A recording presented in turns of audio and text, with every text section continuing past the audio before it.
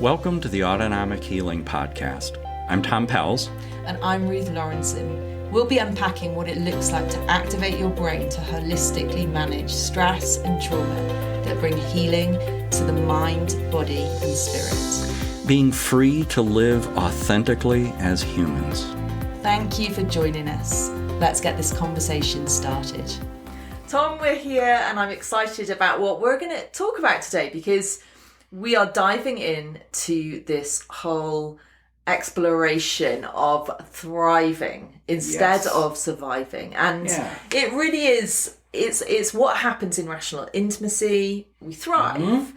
And in the tsunami of stress that we've talked about before, there's a usually at best a survival, Yeah, maybe a drowning sometimes or a sinking. And I think that, a lot of people's experience of life is that they feel like they're surviving all the time. And so we're going to kind of really get into this whole, what does it look like to thrive? And tell us what you've done, because since our last episode on the hummingbird, which I loved, by the way, you've kind of developed some more ideas around this topic of thriving. So tell us more. Yeah, I had this sense of thriving and talking about it more extensively and exploring that. And I thought first was, what is the language of thriving? What is that? And language is made up of letters and the alphabet. Mm-hmm. And I thought, what's the alphabet, the ABCs of thriving, or the A to Z of thriving? And that sparked some creative moments. And I just started thinking in terms of alphabet. Yeah. And the A to Z of thriving. And A is accept adversity. Accept adversity. So we're going to start with this today. This is a tough one. Yeah. But there is stress and need. Whether that's in the first stage of rational intimacy or that is the first step in the tsunami of stress, there's stress and need. Mm-hmm. That is called being alive. There's no being alive without stress and need. That just is a thing. That is the nature of life. And being alive is to experience stress and need. Because if there is no stress and need, there is no growth. Ask any performance person about stress and need, and they'll tell you that is the path to growth. You embrace it. Yeah. Or you resist it and try to avoid it.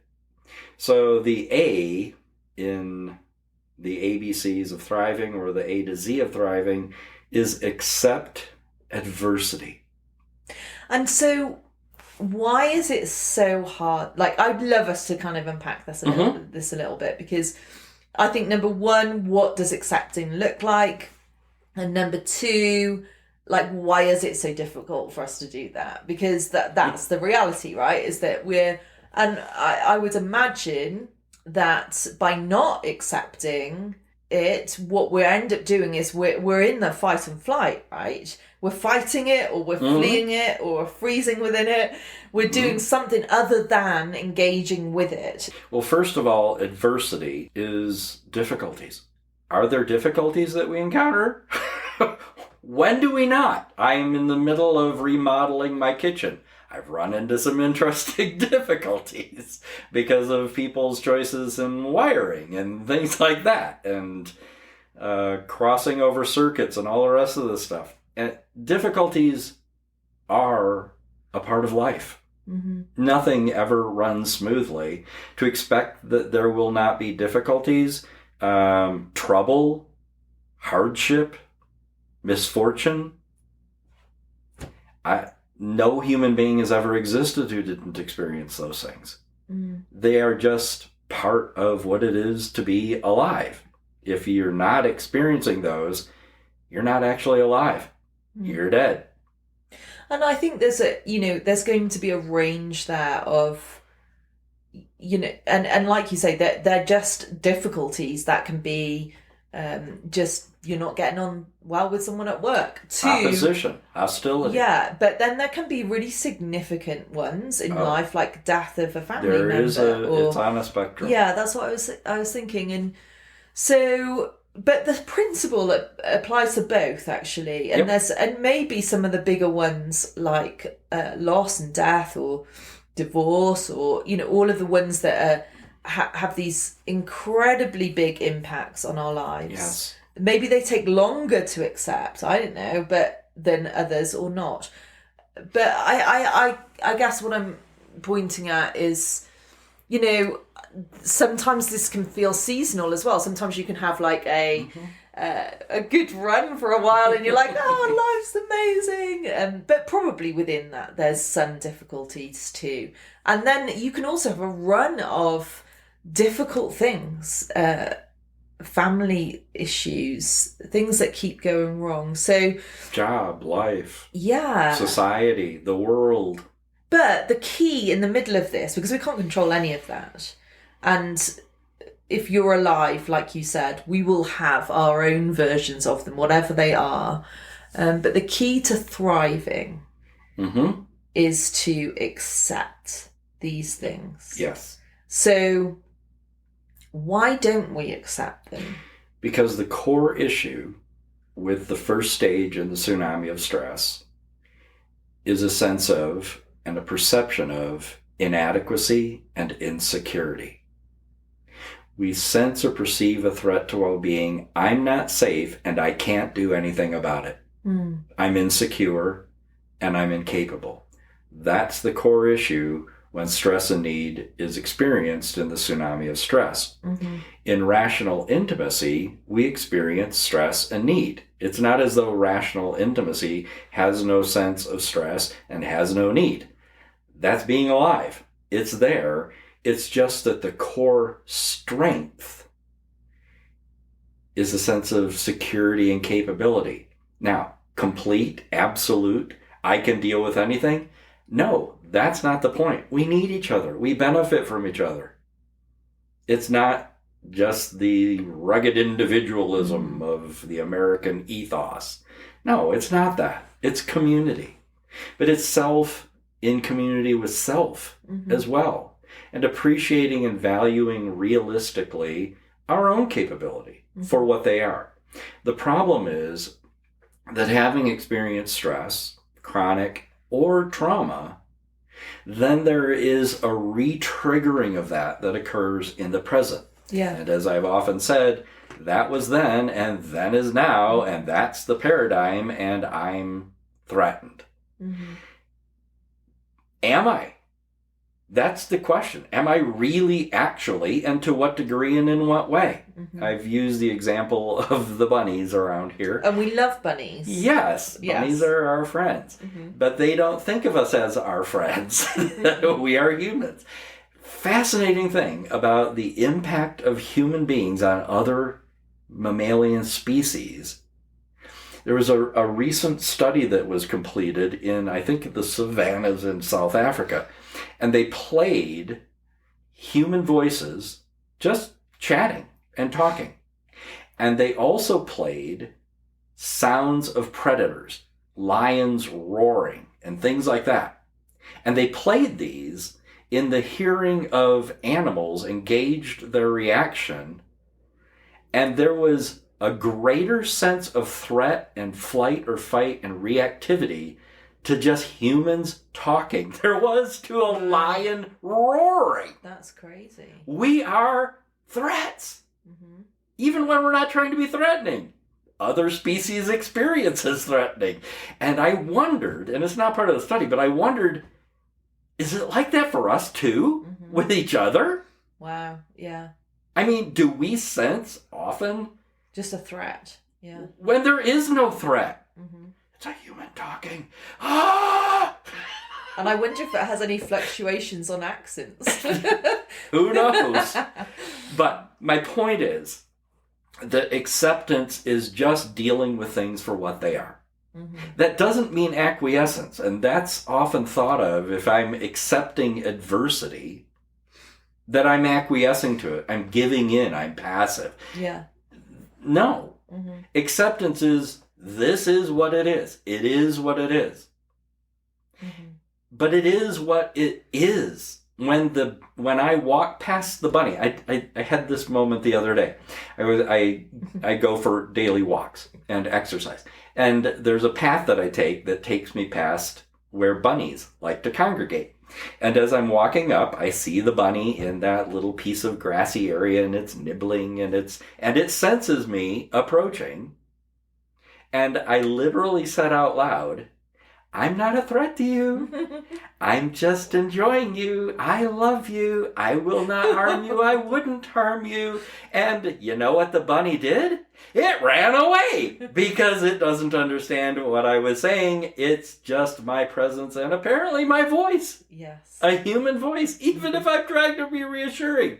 The other mammal's going, "You're a threat. You're a threat." Why? Because you're a human and humans are predators. Mm-hmm. But was I? No. Was the bunny actually in any danger from me? You would have given it a carrot and everything. Oh, I'd have just loved on that little bunny, except that would have been threatening, so I didn't do that. No.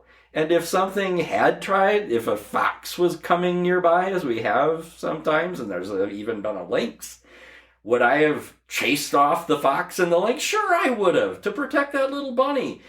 Was I an actual threat? No. Did it sense or perceive me as such? Yes. Yeah. And so acceptance of adversity. Accepting adversity is just dealing with things for what they are and sorting out, what is this? Yeah. So it could be a threat. Oh, like, no doubt. That there can be circumstances where it actually is a threat, But then a lot, I think. Most, I would say. Yeah. Are perceived. Absolutely. Threats, just like that bunny. Just it looks and feels, and you sense something is not good for you. And actually, if you just took the moment to think through that perception, is it real? Yes. Is it really a threat? I mean, that's just a really good practice to do that. It is. Mm-hmm. And there are moments where you just don't trust your feelings. Because the feelings betray you. Mm. You feel threatened. Your flight or fight in the sympathetic nervous system lights up, and you sense or perceive a threat to well-being, and then you freeze to avoid it, or you flee to avoid it, but you're wanting to avoid the sensed or perceived threat. But what we don't deal with doesn't get better usually. Mm. Yeah. And oftentimes, if we don't deal with it, it does get worse. Mm-hmm.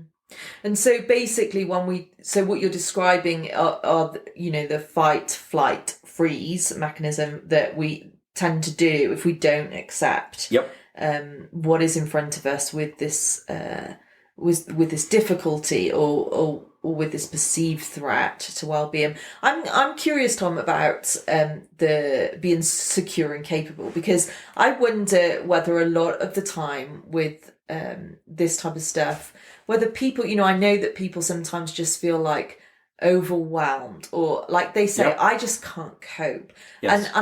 And from hearing you, I'm sensing that the key to that is this security or insecurity and inadequacy. And so as soon as we enter that space, it's almost like the things that are difficult in our lives that we have to face feel like we can't cope with them, Yes. So I think that's really key, isn't it? To try and... So what do you do in that space, and how do you, when you're in the midst of difficulty, how do you maintain that security and that feeling that I'm capable? How do you do that? Well, one, and this is a huge advantage of being able to activate homeostasis. Yes. Because homeostasis is life. It's not just surviving. It can be thriving. Mm-hmm. It is your brain as the therapist. It can do what you can't. So if you're a listener and you've done AHA and you have homeostasis, use it. If you haven't, inquire. Maybe seek it out. I'm not the only provider. There are a couple of others that I've trained. The point is the brain can deal with things that the mind can't. Even if you don't have that tool, though. And it is an invaluable tool. But even if you don't have that tool, you can challenge the assumption. Yes. One, most of the time when we are feeling insecure and incapable, we aren't actually. Now, to what degree? Completely capable? Completely secure? When's that ever a thing? And only in and of ourselves alone without others? Why? The human being is created and exists in community. So the natural reaction to a sensed or perceived threat is to flee or fight, but we can intervene. We can acknowledge, yes, I'm feeling insecure, I'm feeling incapable. Am I? And challenge that. Yeah. Is that the reality? Is that the truth, or simply something that is true? Feeling. And you're feeling. Yeah. Mm-hmm. And it's true that you're feeling that. Mm-hmm. What's the reality? And with accepting adversity, the whole point is that you are dealing with things as they actually are and as they actually exist, not as you fear they do. Mm-hmm. What you assume the implications of this are. Yeah, and so I think those feelings of being overwhelmed, or this is too big for me, I'm not capable. It's often associated with, this is out of control, this is happening at me, and I think that that's even a sign, because the fact of the matter is that is just simply not true. Yes, and even deeper than that, that's why the core issues are in the order they are. It's sensing I am powerless to do anything about it. Yeah. And like you said, we're not saying that you can do everything. No. But you can do something, even if it's to ask for help. Yes. Even if it is really big and overwhelming and you can't do this yourself, then you can think about the type of help you need and ask for it. So there's always something connection you can do. So I think even just with the thought of, if you get a thought, and I've had this thought myself, but if you get that thought of, I'm overwhelmed, I can't do anything about that, that is almost a sign that you're in the fight, flight, freeze space. Not almost. It is. Yes. And just recognize it. Oh, I'm here then. My sympathetic nervous system is going a little crazy right now, and I sense or perceive myself as being threatened. Am I? Am I? Is question number one. And to what degree? And in what way? And to believe and know this is part of acceptance. I'm not powerless to deal with it. And if it's perceived as a control issue, something has control, someone has control, and I lack control. That's that third core issue. It's not about control anyway. Yeah. It's about being influential, which with the rational intimacy, there is secure and capable, and then there is empowered. To what degree and in what way, using what resources and things like that. I can empower myself and be empowered and feel empowered as I deal with things for what they are, by not dealing with them, by giving in to the avoidance. Avoid, flee, run away, I don't want to deal with this, I'm going to pretend. By doing that, you are telling yourself, I'm insecure and I am incapable. Why? Because I'm acting like it. But if you accept the adversity, you engage it, then you can become all the more beneficially influential in your own life and circumstances. Yeah. So accepting adversity is one, not acquiescence at all. It's actually an engagement.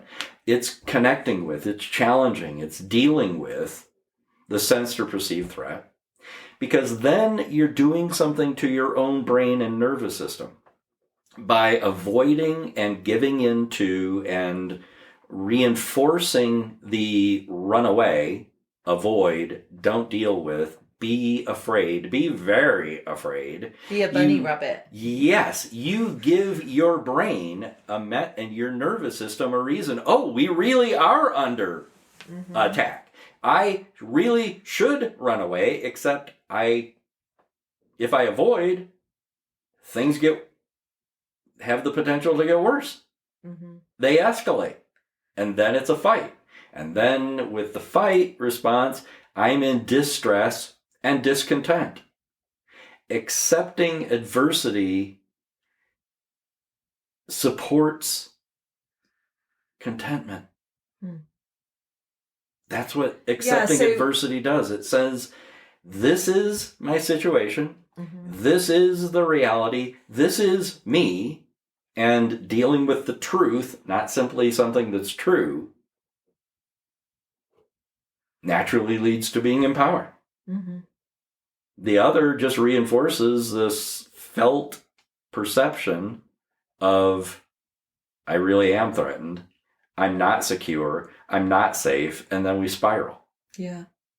And so that's why this is so key in thriving, is because it not only does it get you out of that fight, flight, freeze mode, but it deals with, it helps your nervous system be balanced, have homeostasis. Yes. And then you can become influential on the situation at hand, and you are empowered to do so. So you're not feeling powerless. I can do something about this. And that's thriving. Can I resolve it? Can I make it all go away? It's not the point. It's growing. It's learning. It's changing. It's adapting. And all those messages send a message to the parasympathetic nervous system, which is relax, recover, rest, digest. And homeostasis is supported simply by the self-talk, what we're saying to ourselves. And the acceptance, wait for it, by accepting adversity, you are fundamentally communicating to yourself, I can deal with this because I am dealing with it. I am accepting the adversity. That's the first step in dealing with adversity, is acknowledging it. This is what it is. Now, what will I do with it? And I was going to say, Tom, I'm sure you've had these experiences too, where you've seen people, I've seen friends, family members, go through, some really difficult stuff in life. Like I've seen people go through the loss of a child. I've seen people go through divorce, and I've seen almost sets of people go through similar stuff. Some big challenging, and it's not like this is easy stuff. This is devastating stuff. This is like, digs deep life to your changing, core. life altering. But I've seen some people thrive. Yep. Actually, in the face of all of that stuff, they've managed to thrive in those situations. And then I've seen other people really not. Yep. And not thrive and struggle. And so I think, just as an observation, I'm sure our listeners can recall people that have gone through situations, and you're like, what have they got? What have they got? And so I think that the reason I bring that up is because I think this is key to it. Those people who've thrived through some of the most difficult seasons of their life, some incredible losses, have most likely accepted what is in front of them. They've accepted the adversity. Yes. And out from that platform, from that foundation, then, and it's not like these people are they're thriving, but they're in the middle of turmoil. But you can see, it's really easy to spot people who can thrive in the middle of it, So, yes. But I think there is that the acceptance is this kind of key part of thriving in the middle of incredibly difficult seasons? It's embracing it, not fearing it. Yeah. See, the more you fear it and want to flee and try to and look for ways to, the more you're fundamentally undermining your own well-being.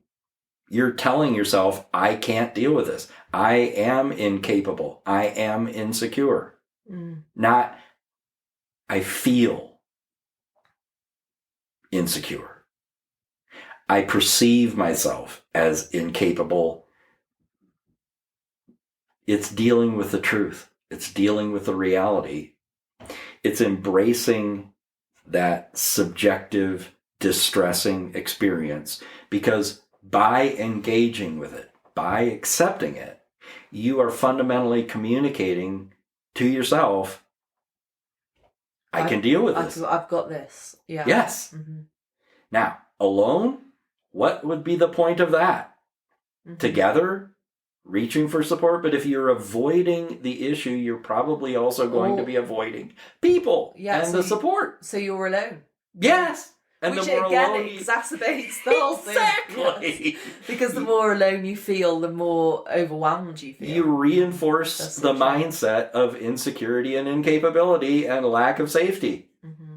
Right. We can either do ourselves in and escalate the flight or fight, because the next stage after you avoid dealing with the distress, the adversity, is to fight. And the fight is distress and discontent. You set yourself up for it. We do that. Or we say, stop. Embrace it. Because in it, we find growth. Why? Because as we are dealing with it,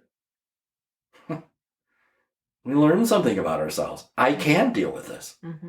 With this whole wiring thing and the remodeling, I was at a place. And you're talking about your kitchen now. Yes, my kitchen. And my seemingly rational perception was, this is beyond me. I mean, I have done lots of DIY. I'm really actually very good at it. I remodeled a basement, and the realtor, when I sold the house, asked me who the professional contractor was. And I said, it's the Powell's Contractors. They provide friendly service. It was me. My point is that this was so convoluted and so confusing that for a time I thought, I'm going to have to hire somebody. And maybe I could have, maybe I should have. But in the end, I've resolved it. I've worked it out, and it's actually to code now. And it is the way things are supposed to be wired. It's functional. It's satisfactory. Yeah. And it is what I wanted. But I had to come to terms with that sense of insecurity and incapability, which weren't the truth. How do I know that? Because I've demonstrated I was secure to the degree that I could be. And the more I just dealt with it, the more secure I became. And the more secure I became, the more capable I demonstrated I actually am and was. Yeah. Yep. Yeah. So there is a remodeling that we're always experiencing. The remodeling of life. Exactly. There's a few loose wires everywhere sometimes. And crossed wires and shorting things out and shocking and all sorts of stuff. Yes, that's being alive. That's being human. But it's how are we that? There is the rational intimacy of being human. There is the seemingly rational tsunami of stress, human, which doesn't allow us to actually be human. Yeah. Yeah. Well, I'm grateful that you've started us with A. Accept adversity. Adversity, yeah. That's wonderful. So before we finish up, can you just let us know what we're going to be talking about in the next episode? Because, and I actually think these two, obviously it's B, right? But I think that they are paired a little bit, and absolutely. We'll go into that in the next episode. But yeah, introduce what we're going to be talking about next time. When we accept adversity, we set the stage for us to be able to believe in benevolence. Believe in benevolence. Yes. And benevolence is doing a wonderful, beneficial thing for self and others. And benevolence believes life is good. Yeah. And you need that. When you're encountering adversity, when you accept the adversity, it's very advantageous to see also at the same time the positives, the benefits. What are the opportunities inherent in this? Because when we sense it and perceive it as a threat to well-being, we're not seeing any. There aren't any. There is just bad, and then that escalates. Oh, wait a minute. What is the opportunity in this? What beneficially can come from this? What growth is there? What can I learn from this? How can I connect with myself and others in beneficial ways because of this adversity? All reinforcing believing in benevolence. It's wonderful. Yep. I can't wait, Tom. All right. Well, thank you for sharing your insights and leading us through the alphabet, but I'm looking forward to our next conversation. Yeah.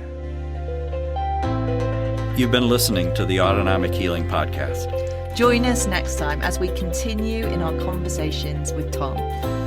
If you're interested in pursuing your own autonomic healing journey and want to find a practitioner, visit our website, innerworkings.org. See you at the next episode.